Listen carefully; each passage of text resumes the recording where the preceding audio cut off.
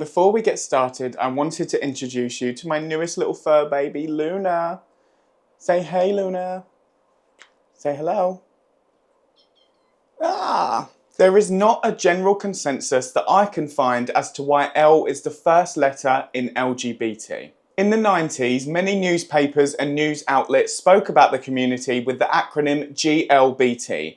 What kind of fuck-ass sandwich does that sound like? While some people remember the acronym always being LGBT, others account for the fact that lesbians nursed gay men to health and donated blood to them in the AIDS crisis and credit this as the reason to why the L is the first in the acronym. Whether there is an official reason or not, I think we can all agree that lesbians have always exemplified pure unadulterated strength and courage.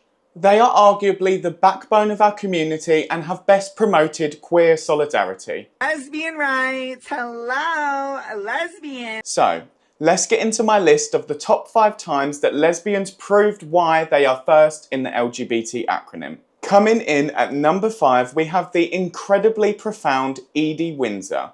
Edie won her landmark same-sex marriage debate on June 26, 2013. This was when the US Supreme Court ruled in United States v. Windsor that Section 3 of the Defense of Marriage Act was unconstitutional.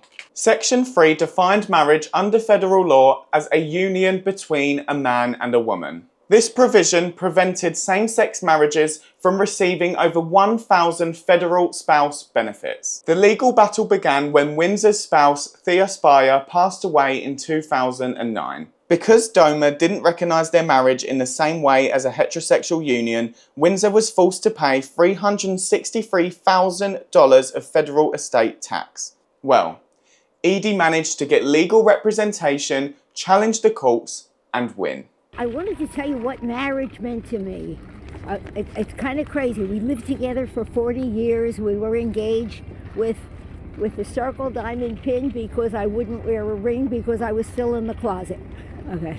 I am today an out lesbian, okay, who just sued the United States of America, which is kind of overwhelming for me.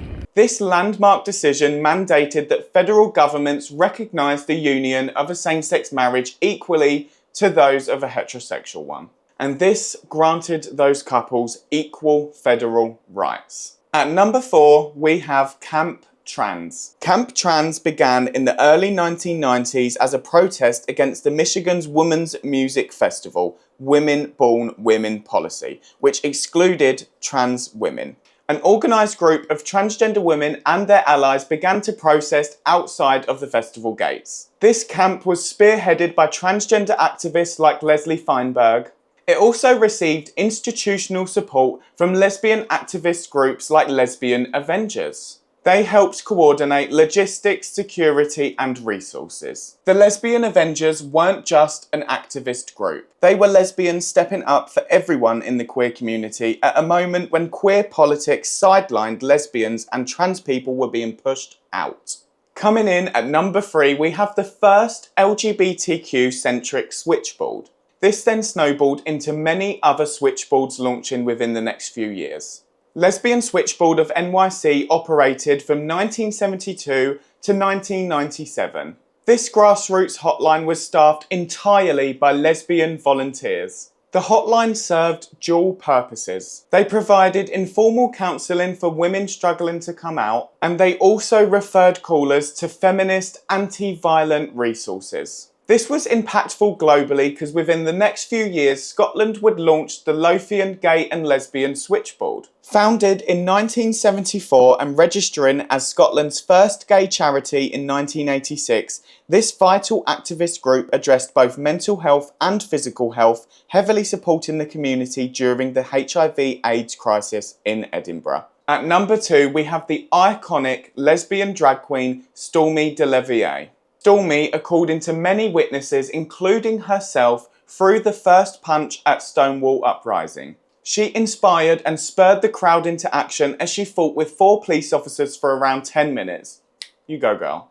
She was also hit on the head with a baton from one of the officers, but despite her bleeding head, she continued to fight. Now that's my girl. She inspired the whole rebellion as she looked out into the crowd and shouted, "Why don't you guys do something?" An officer picked her up and threw her into the back of a wagon, which caused the crowd to go berserk.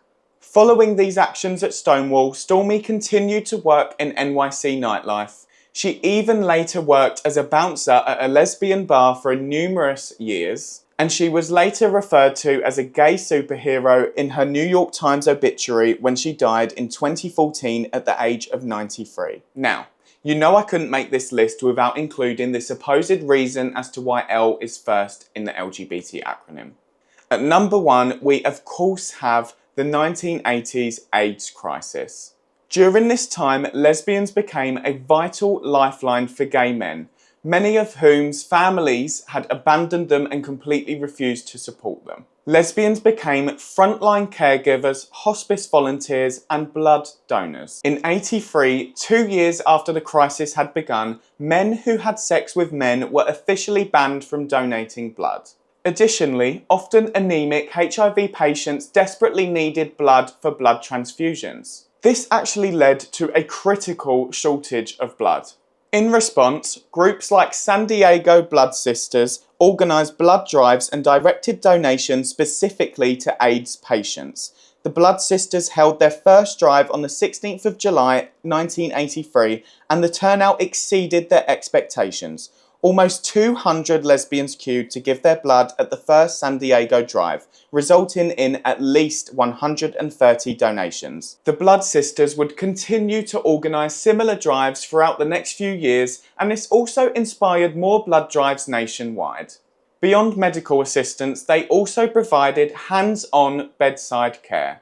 Lesbians have repeatedly stepped up every time that the wider LGBT community has been in crisis. And let's be very clear, their contributions have been absolutely foundational to the rights and privileges that we have today. Everybody say, thank you lesbians, we love you, truly.